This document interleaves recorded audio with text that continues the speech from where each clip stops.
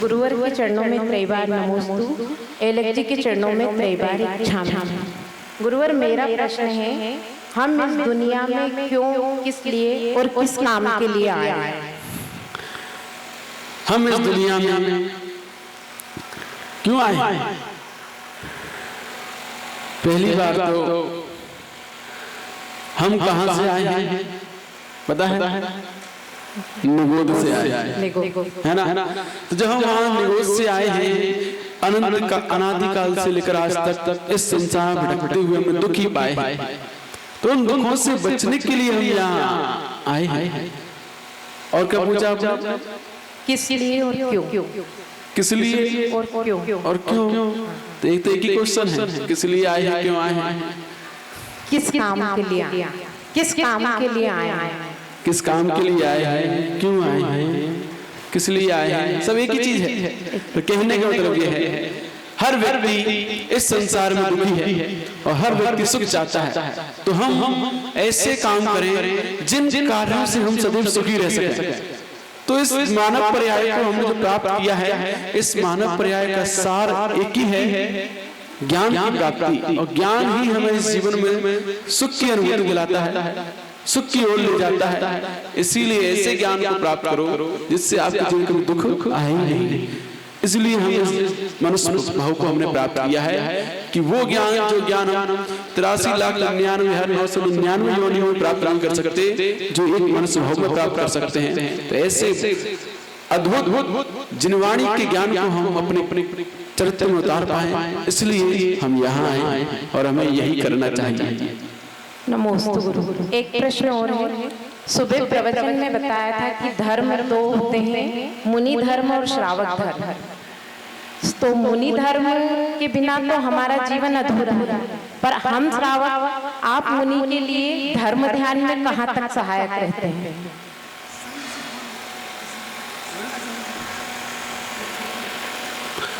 श्रावक मुनियों के धर्म ध्यान में वर्तमान में बहुत सहायक होता है, क्योंकि चतुर्थ काल में देखा जाए तो सिर्फ और सिर्फ आहार के समय ही वह उनके सहयोगी होता है। लेकिन वर्तमान में हीन शरण में समाज के बीच में ही रहना है, साधुओं को मंदिरों में धर्मशालाओं में ही अपना जीवन व्यतीत करना है।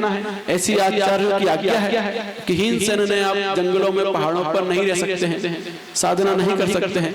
तो इसीलिए अब समाज के बीच में रहना है, तो अब समाज को ऐसा विवेकी होना चाहिए कि उस विवेक से वह सदैव साधुओं के धर्म ध्यान में सहयोगी बने। ऐसे कार्य ना करें जिनसे उनके जीवन में कोई भी बाधा आए, उनकी साधना में बाधा आए। ऐसे निंदा अपवाद के कार्य श्रावकों के द्वारा नहीं होने चाहिए। हमेशा धर्म की वृद्धि हो, ऐसे कार्य श्रावक करने चाहिए जिससे कि उनकी साधना में सहयोगी बने। तो वही श्रावक श्रेष्ठ श्रावक होते हैं जो ये सोचते हैं कि मेरे द्वारा मेरे गुरु को कोई भी एक विकल्प भी ना आ जाए, उनके दिमाग में एक टेंशन भी तनिक मात्र भी मेरे द्वारा ना पहुंच जाए। इस प्रकार जिसका चिंतन होता है वो सही मायने में साधु की साधना में साधक होता है।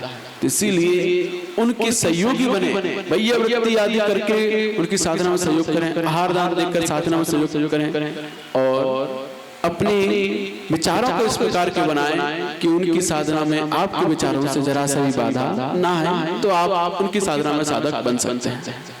इसका ईगो कम करो।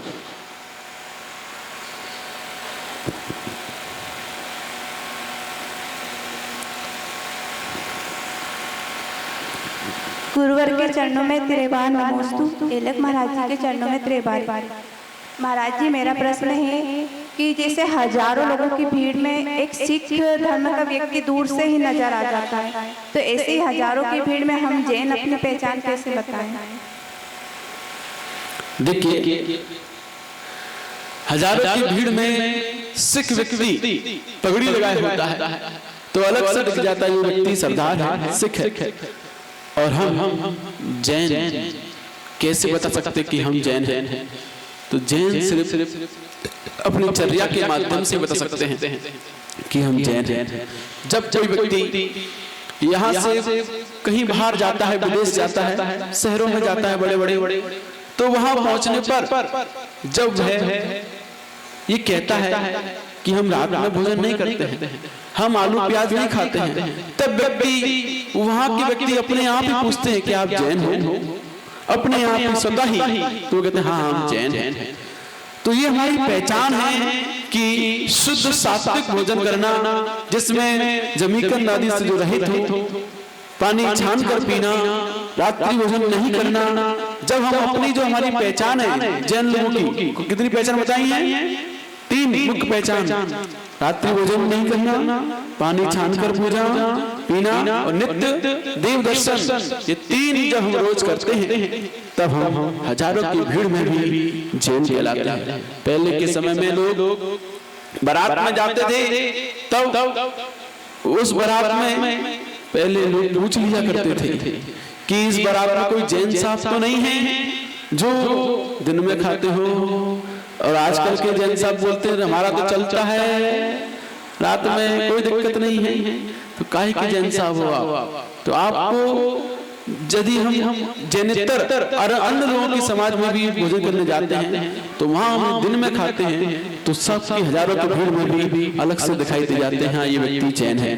तो अपनी चर्या से ही हम अपनी पहचान बता सकते हैं और कोई दूसरा रास्ता नहीं है। और एक दूसरा है कि जब हम किसी मुनराज के साथ चल रहे होते हैं तो दूर से ही हजारों की भीड़ में दिख जाते हैं कि ये सब जैन अनुयायी है, क्योंकि ये दिगंबर मुनराज के साथ है। तो बस 2 ही चीजें हैं जो आपको हजारों की भीड़ में जैन बता सकती है, एक साधु का साथ और एक आपकी खुद की चर्या। गुरुदेव के चरणों में त्रिवार नमोस्तु नमोस्तु नमोस्तु। ये लक्ष्मी को इक्षामी इक्षामी इक्षामी। गुरुदेव मेरा प्रश्न है कि प्रथम तीर्थंकर आदिनाथ भगवान के शासन काल को तो काफी समय हो गया, पर उनके प्रथम आहार जो अक्षय तृतीया को तो उस आज भी इतने धूमधाम से क्यों मनाते हैं? देखिए, कोई भी चीज जब इस दुनिया में पहली बार होती है तो उसका महत्व बहुत अधिक होता है। पहली बार तो पहली बार जब भोग भूमि समाप्त हुई और भोग भूमि समाप्त होने के पश्चात तीर्थंकर भगवान के प्रथम आहार हुए, उस आहार से श्रमण संस्कृति का प्रारंभ हुआ कि श्रमण संस्कृति अब जीवित रह सकती है। श्रावकों को यह ज्ञान आ चुका है कि जिस ज्ञान से वह साधुओं को आहार देकर उनकी साधना में सहयोगी बनकर निरंतर उनके रत्न धर्म का पालन करा सकता है। तो ऐसी श्रमण संस्कृति को बचाने की प्रक्रिया जब श्रावकों को ज्ञात हुई तो श्रावकों ने बहुत हर्ष मनाया और वो ज्ञान आज तक उनके काम आ रहा है। वो निरंतर उस ज्ञान से साधुओं की रत्न की साधना में संलग्न होकर उनके सहयोगी बनकर उनको आहार दान देकर भूमिका निभा रहे हैं उस चीज की।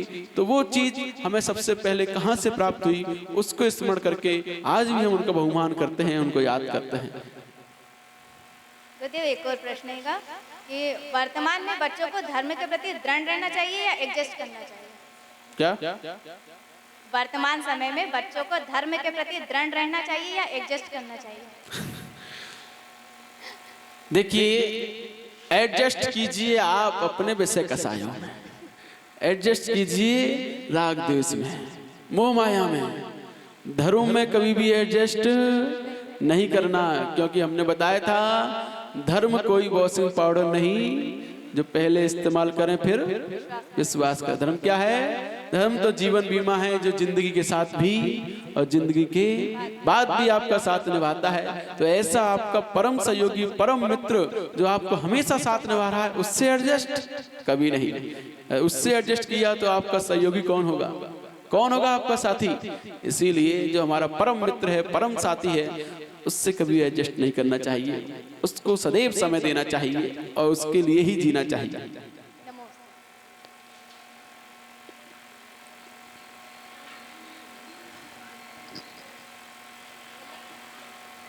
महाराज जी के चरणों में त्रिबार नमोस्तु, एलक जी के चरणों में त्रिबार इच्छामि। महाराज जी मेरा प्रश्न यह है कि बाहुबली भगवान के शरीर पर पत्तों की बेल क्यों होते हैं? बाहुबली भगवान जब मुनराज बने, दीक्षा ली उन्होंने, तो दीक्षा लेने के पश्चात उन्होंने कभी आहार नहीं किए। वो 1 वर्ष तक, 1 साल तक यूं ही कायस्तर मुद्रा में खड़े रहे और जब 1 साल तक कोई खड़ा रहेगा तो 1 साल में गर्मी भी आती है, बरसात भी आती है, सर्दियां भी आती हैं। तो गर्मी में और बरसात में जब पत्तियां उगी, बारिश हुई, मिट्टी गीली हुई, सूर्य की रोशनी पड़ी तो पेड़ पौधे उगे, बहुत सारे जीव जंतुओं ने रहने का उनका स्थान बना लिया, बेलें उनके ऊपर चढ़ गई, सांप ने अपने वहां रहने की मिट्टियों से जो इकट्ठी हो गई थी मिट्टी से बावी बना ली। तो इस प्रकार बिच्छू, सांप, बेलें, हर चीज 1 साल के अंतरंग में बाबुली भगवान को कोई खंबा समझे हुए, ये तो एक खंबा खड़ा हुआ है जो कभी हिलता डुलता नहीं है, ऐसा समझकर सब उन्होंने उनको आश्रय बना लिया और वो सब उनके शरीर पर चढ़ गए थे। उसका प्रतीक, उनकी तपस्या का प्रतीक बताने के लिए कि बाबुली भगवान ने कितनी उत्कृष्ट तपस्या की थी कि उनके शरीर पर ये बेलें तक चढ़ गई थी, फिर भी उन्हें कोई एहसास नहीं था, वो अपने आत्म ध्यान में तल्लीन थे, लीन थे। वो दर्शाने के लिए उनकी प्रतिमा पर ये बेल आदि बनाई जाती है। नमस्ते।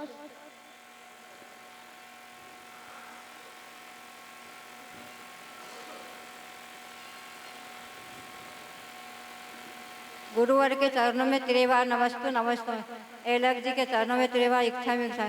गुरुवर मैं ये पूछना चाहती हूँ कि भुवनवासी देवों के निवास स्थान कितने होते हैं? भुवनवासी देवों के निवास स्थान 7,72,00,000 हुआ करते हैं। कितने? 7,72,00,000। क्योंकि उनके प्रत्येक एक निवास में, एक आवास में एक चैत्यालय होता है। कितने चैत्यालय हैं अधोलोक में? 7,72,00,000। तो इसीलिए उनके निवास स्थान भी उतने ही समझने चाहिए जितने चैत्यालय हैं।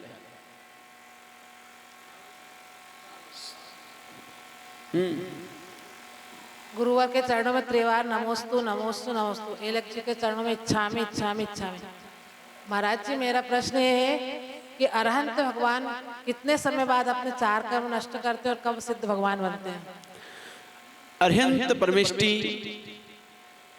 को जब केवल ज्ञान हो जाता है, केवल ज्ञान होने के पश्चात जब तक उनकी आयु रहती है तब तक वह अरहंत अवस्था में रहते हैं, और जब उनकी आयु समाप्त होने वाली होती है, क्योंकि आयु शेष है, तब तक वह सिद्ध नहीं बन सकते। सिद्ध तभी बनते हैं जब आयु समाप्त होने वाली है, और उस समय वह समोषण का त्याग करके योग निरोध करते हैं, और योग निरोध करने के पश्चात 4 अघातीय कर्मों को नाश करते हैं और सिद्ध परमेष्टि बन जाते हैं। नमोस्तु महाराज।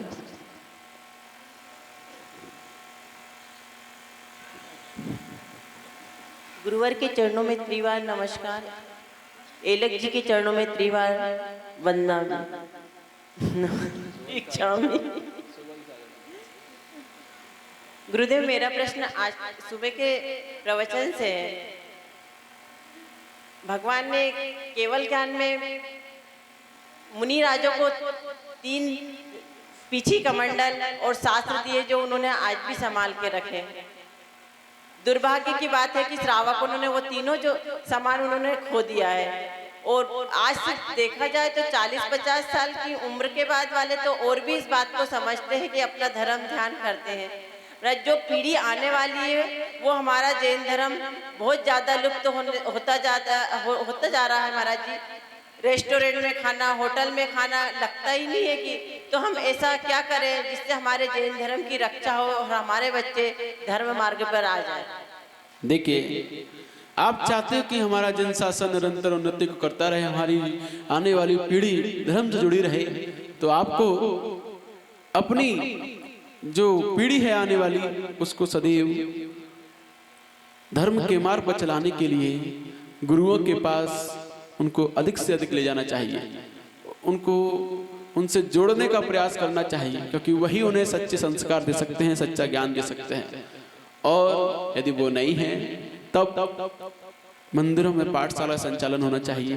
पाठशाला के जरिए उन्हें उत्तम धर्म का ज्ञान देना चाहिए, और हमें ऐसे स्कूल में उन्हें पढ़ाना चाहिए, ऐसी शिक्षा उन्हें दिलानी चाहिए जहाँ पर लौकिक शिक्षा के साथ साथ धार्मिक शिक्षा भी प्राप्त होती हो। तो ऐसे गुरुकुल हैं, ऐसे संस्थान भी हैं जिन संस्थानों में बच्चे पढ़ते हैं, पढ़कर शास्त्री करते हैं, शास्त्री करते हुए अपने जीवन का आजीविका चलाते हैं, धर्म ध्यान से जीवन जीते हैं और घर को भी पालते हैं। तो इस प्रकार शिक्षा पद्धति में हम ध्यान देंगे कि कहाँ उन्हें पढ़ाएं, ऐसे स्थान पर पढ़ाएं जहाँ उनके अंदर श्रेष्ठ संस्कार आए, ऐसे स्थान पर नहीं जहाँ वो आपको ही भूल जाएं। तो इसीलिए हमें बाहर बच्चों को भेजना है तो कहाँ भेजना चाहिए? ऐसे स्थानों पर जहाँ पर उनके अंतरंग में धर्म के संस्कार आए और वह धर्म के संस्कार के साथ साथ घर परिवार को भी चला पाए। शिक्षा पद्धति पर ध्यान देना बहुत आवश्यक है, तभी हम अपनी आगे आने वाली पीढ़ी को सही दिशा दे सकते हैं। गुरुवर के चरणों में नमोस्तु, एलक जी के चरणों में इच्छा में। भगवान, हम जिस उम्र में हैं अभी, तो इस जीवन में सफलता महत्वपूर्ण है या प्रसन्नता? कल ही हमने बताया था ये कि जीवन में सफलता वो सफलता नहीं होती है जो हमारे अंतरंग की प्रसन्नता को ही खो देती है। सफलता तो वो हुआ करती है कि जिसको पाकर हमें एक अलौकिक आनंद आए कि जैसा आनंद हमने कभी नहीं पाया हो, उसको हम प्राप्त करते हैं तो समझना हम सफल हो रहे हैं। सफलता वो नहीं होती कि धन दौलत संपन्नता वैभव हमने प्राप्त कर लिया है, बहुत ऊंचा नाम कमा लिया है तो हम सफल हैं, बिल्कुल नहीं। सफल वो है कि ये सब होने के साथ साथ उसके परिवार वाले उसके साथ हैं, उसका प्यार करने वाले लोग उसके साथ हैं, उसके जीवन में प्रेम है, आनंद है, प्रसन्नता है, तो समझना वो सफल है। धन दौलत पैसा कमाने से, नाम कमाने से कोई सफलता नहीं होती है, एक खोखली सफलता होती है। सिर्फ और सिर्फ आपको कुछ नहीं दे सकती है, आपको अकेलापन ही महसूस होगा जब आपके साथ कोई नहीं होगा। नाम तो बहुत है लेकिन अपने ही अपने साथ नहीं है तो क्या होगा उससे। तो इसीलिए जीवन में प्रसन्नता का होना बहुत आवश्यक होता है। प्रसन्नता भले ही कम में मिले लेकिन खुश रहना चाहिए। इसके लिए एक उदाहरण दे देते हैं हम कि 3 पिता एक साथ बैठे हुए थे और उन 3 पिता के एक साथ बैठे हुए बात कर रहे थे कि मेरा बेटा अमेरिका में रहता है, साल में एक बार आता है और उसका पैकेज साल का 30 लाख रुपए है। कितना? 30 लाख रुपए साल का पैकेज है 12 महीने का, लेकिन साल में केवल एक ही बार घर आता है। दूसरा बोला मेरा बेटा मुंबई रहता है और त्योहार घर आता है, उसका पैकेज 12 लाख रुपए है साल का। तीसरा बोला मेरा बेटा मेरे साथ रहता है, उसका पैकेज 8 लाख रुपए है साल का, लेकिन रोज शाम को बैठकर मेरे साथ भोजन करता है। तो खुश कौन है? सफल कौन है? वो कि जो अमेरिका में 30 लाख कमा रहा है साल के, वो जो 20 लाख कमा रहा है, या वो जो 8 लाख कमाकर अपने परिवार के साथ रोज शाम को बैठकर भोजन करता है? कौन सफल है? कौन प्रसन्न है? वो जो डेली बैठता है, जो डेली परिवार के साथ बैठकर शाम को पिता के साथ बैठकर भोजन करता है, सही मायने में वही सफल है, क्योंकि वो प्रसन्न भी है और सफल भी है। अकेली सफलता कोई काम की नहीं, खोखली हुआ करती है। नमोस्तु।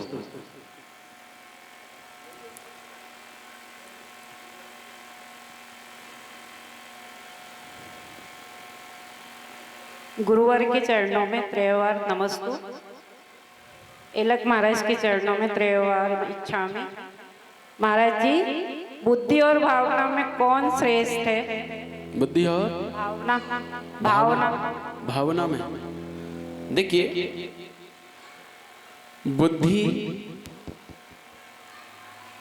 एक बुद्धिमत्ता का प्रतीक होती है, भावना उस बुद्धि का ही एक पर्याय है। जब हमारी बुद्धि श्रेष्ठ होती है, उत्तम होती है, तभी हम उत्तम भावना कर पाते हैं। बुद्धि से ही भावना की उत्पत्ति होती है, इसीलिए आप उसका कॉम्बिनेशन ही नहीं है, तुलना ही नहीं हो सकती है कि बुद्धि और भावना में क्या श्रेष्ठ है। क्योंकि बुद्धि श्रेष्ठ होगी तभी भावना श्रेष्ठ होगी उसकी, क्योंकि बुद्धि से ही भावना उत्पन्न होती है। बुद्धि मतलब बुद्धिमत्ता, ज्ञान, विवेक, जब हमारे अंदर विवेक उत्तम होगा तभी तो उत्तम विचार कर पाएंगे, और उत्तम विचार करेंगे तभी तो उत्तम भावना आएगी। तो इसीलिए इस चीज की तुलना नहीं हो सकती है कि बुद्धि और भावना, क्योंकि बुद्धि से ही भावना की उत्पत्ति हुआ करती है। तुलना करने के लिए समान चीज होनी चाहिए, अन्यथा तुलना नहीं कर सकते हैं। जैसे कि नमन भैया, जैसे कि लोग कहते हैं अकल बड़ी या भैंस, आपस में तुलना है दोनों की कि अकल की या भैंस की तुलना है?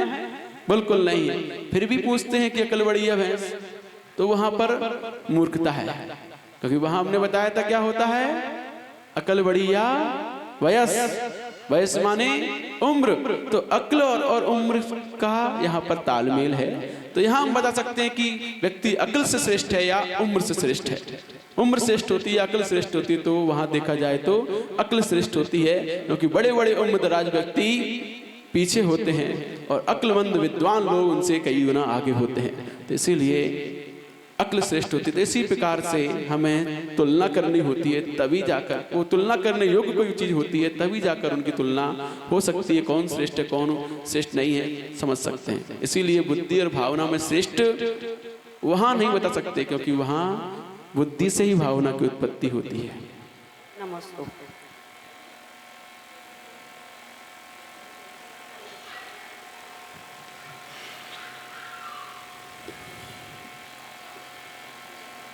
गुरुवर के चरणों में त्रिबार नमोस्तु नमोस्तु नमोस्तु। एलक जी के चरणों में इच्छामि इच्छामि इच्छामि। गुरुवर, मेरी परीक्षा यह है कि जग में या दुनिया में माँ, महात्मा और परमात्मा तीनों में श्रेष्ठ कौन है? कृपया शंका का समाधान करें। देखिए, आगम में बतलाया गया है माँ बच्चों का प्रथम गुरु हुआ करती है। पहले गुरु कोई होते हैं तो वो माँ होती है। जब बालक कोख में आता है तब से ही माँ की जिम्मेदारी हो जाती है उसे शिक्षा देने की, उसे संस्कार देने की। तो वहाँ माँ श्रेष्ठ हुआ करती है। और जब वह बालक बड़ा होता है, बड़ा होने पर जब अपने अंतरंग में सम्यक्त के योग्य हो जाता है, 8 वर्ष का हो जाता है, तब उसे यदि महात्मा की संगति मिल जाती है तो वहाँ पर महात्मा श्रेष्ठ होता है। और जब वो महात्मा से जुड़कर परमात्मा को जानने के प्रयास में जुड़ जाता है और परमात्मा को प्राप्त करता है तो वहाँ परमात्मा श्रेष्ठ होता है। हर अवस्था में अलग अलग कैटेगरी श्रेष्ठ है। जब बालक छोटा है तब माँ की भूमिका अधिक है, जब बालक बड़ा होता है तब गुरु की भूमिका होती है, और जब बालक गुरु से जुड़कर आत्म तत्व से जुड़ जाता है तब परमात्मा से मिलन करता है तो वहाँ परमात्मा की भूमिका होती है। तो हर अवस्था में अलग अलग अवस्था में अलग अलग श्रेष्ठ है। वैसे सर्वश्रेष्ठ परमात्मा ही है।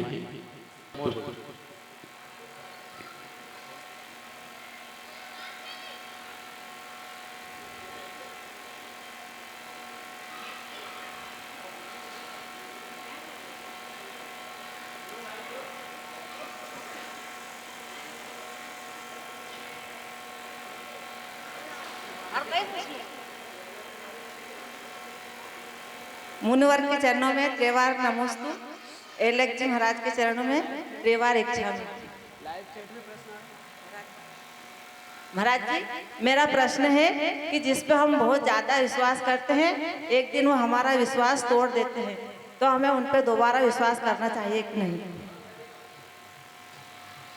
देखिए, हम जिस पर विश्वास करते हैं वो हमारा विश्वास तोड़ देते हैं, तो हम उन पर दोबारा विश्वास कर लेना चाहिए, लेकिन संभल कर रहना चाहिए। क्योंकि जिस व्यक्ति ने हमें धोखा दिया है वो अपना ही है, क्योंकि अपनों पर ही भरोसा किया जाता है, अपनों पर ही विश्वास किया जाता है और अपने ही दगा देते हैं। कारण क्योंकि अपनों को ही अपनी कमजोरियां पता होती हैं और किसी को नहीं होती। जिसको हमारी कमजोरी पता होती है वही तो हमें धोखा दे पाता है। इसीलिए अब अपने ने ही धोखा दिया है, अपने ने ही विश्वास तोड़ा है, तो क्या करें? जिंदगी भर अपने से दूर रहें? नहीं, विश्वास की करें, लेकिन सतर्क रहें, सावधान रहें, दोबारा अति विश्वास ना करें जिससे कि आप पुनः धोखा खाएं। इसीलिए सतर्क रहने की वहाँ आवश्यकता होती है। जिनसे हमें एक बार धोखा मिल चुका होता है उनसे।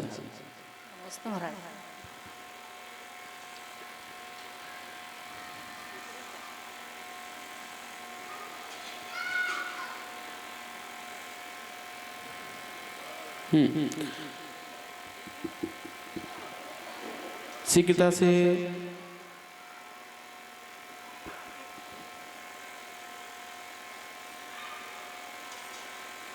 नमोस्तु गुरुवर, त्रैबार नमोस्तु। एलक जी के चरणों में त्रैबार इच्छा।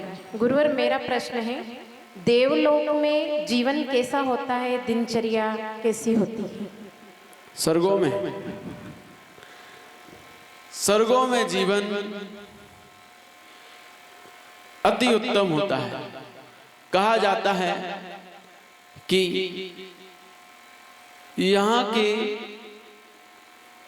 चक्रवर्ती का जो साम्राज्य है, जो सुख है, चक्रवर्ती के सुख से असंख्यात गुना सुख एक भोग भूमि के जीव को होता है, जगन्य भोग भूमि के जीव को। जगन्य भोग भूमि के जीव से असंख्यात गुना सुख मध्यम भोग भूमि के जीव को होता है। मध्यम भोग भूमि से असंख्यात गुना ज्यादा सुख उत्तम भोग भूमि के जीव को होता है।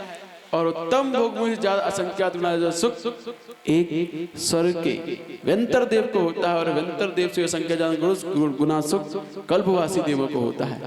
तो इसीलिए सबसे अधिक सुखी इस दुनिया में यदि कोई है, दुनिया की बात कर रहे हैं, संसार की, संसार से मुक्त हो गए हैं वो सबसे ज्यादा सुखी हैं, अनंत सुख में लीन है। लेकिन जो संसार में है और संसार में रहकर भी जो स्वर्गों की बात है, तो इंद्रिय विषयों की बात है, तो इंद्रिय विषयों में सबसे ज्यादा सुखी देखे जाते हैं तो देव, कल्पवासी देव होते हैं। तो वहां पर जीवन अति उत्तम होता है। वहां कोई कमाना नहीं है, कोई बनाना नहीं है।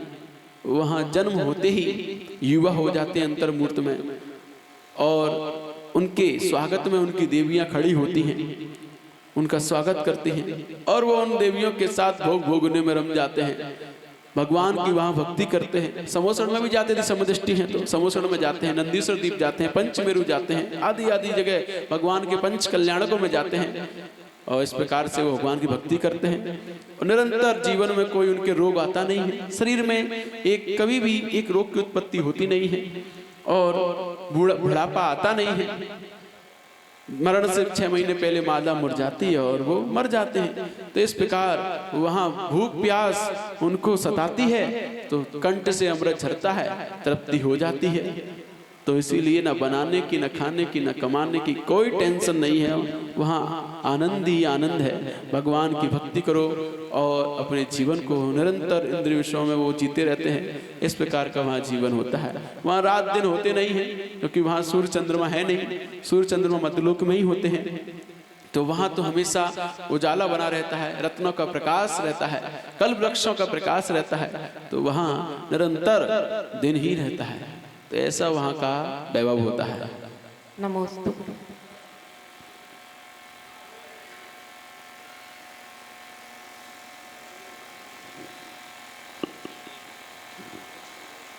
नमस्ते महाराज जी, नमस्ते महाराज जी, नमस्ते महाराज जी। एलक जी महाराज जी को इच्छा में महाराज जी मेरा प्रश्न है कि पूजा में नारियल चढ़ाते वो तो मोक्ष फल प्राप्त है, फल का क्या अभिप्राय?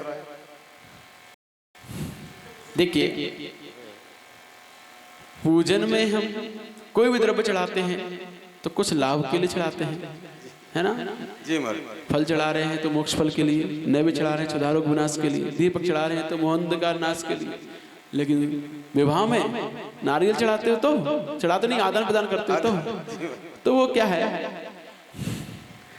कोई भी चीज आप किसी से ले रहे हो, पहली बार विवाह में होता क्या हमें कुछ पता ही नहीं है। क्योंकि कंवर साहब ससुराल जाते हैं। सुनो, क्योंकि हमने विवाह किया ही नहीं है तो हमें पता ही नहीं विवाह में क्या होता है।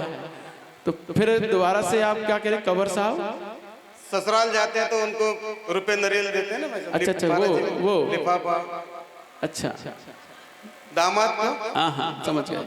तो कहने का मतलब ये है कि हमारे यहाँ उत्तम फल श्रीफल को माना गया है जी महाराज। और वो श्रीफल उत्तम फल है, इसीलिए दामाद साहब को फल को रुपयों के साथ साथ श्रीफल देते हैं। श्रीफल के गुण क्या होते हैं?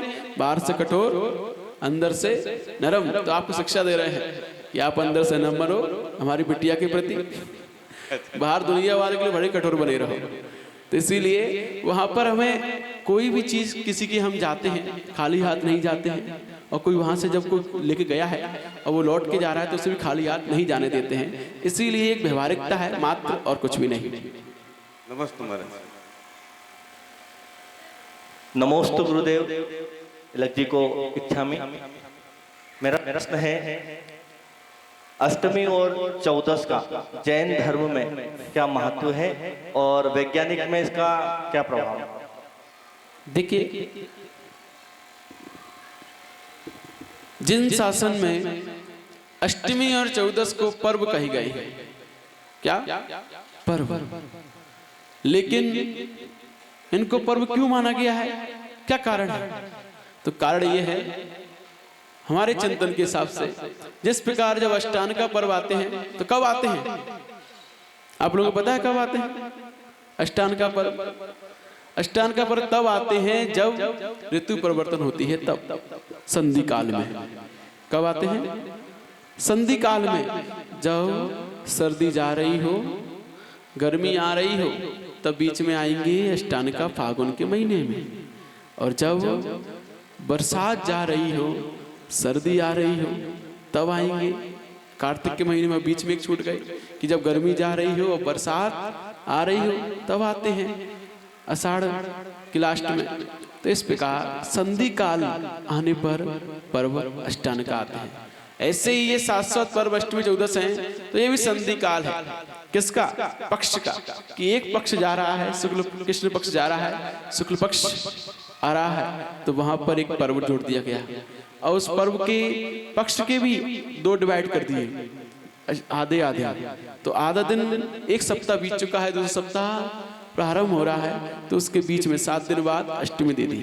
तो ये बीच में संधि काल, उन्होंने हमारे यहाँ संधि काल का बहुत महत्व है। संधि काल के समय कोई भी अध्ययन, सिद्धांत, ग्रंथ आदि नहीं पढ़ने चाहिए।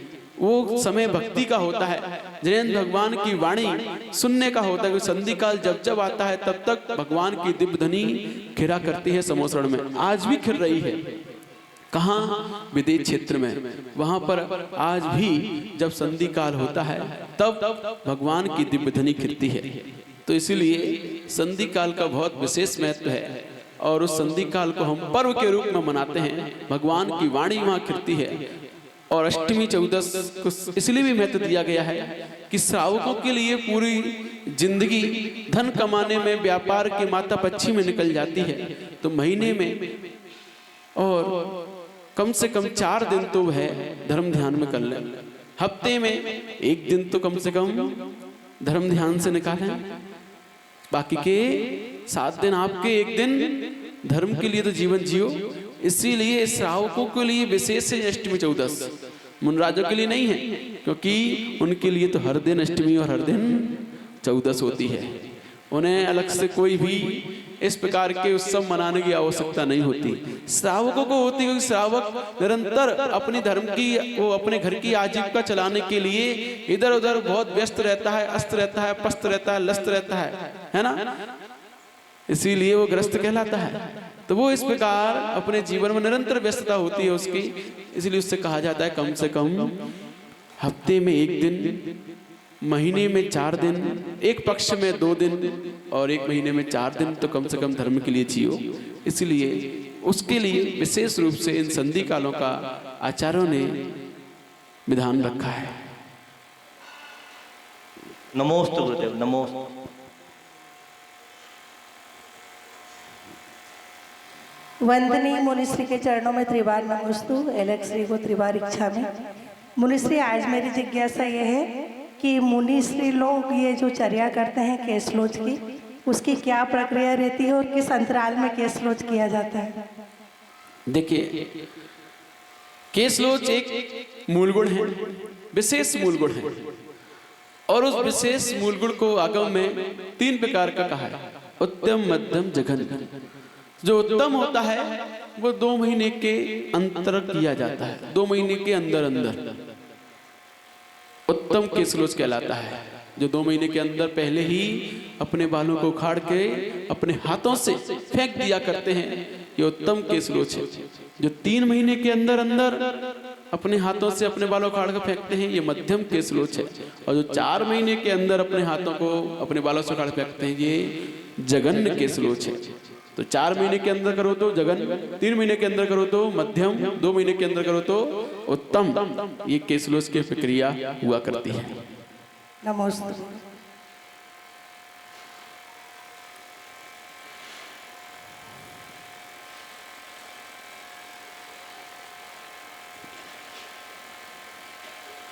पूज्य श्री के चरणों में त्रैबार नमोस्तु नमोस्तु नमोस्तु। ऐलक जी के चरणों में इच्छामि इच्छामि इच्छामि।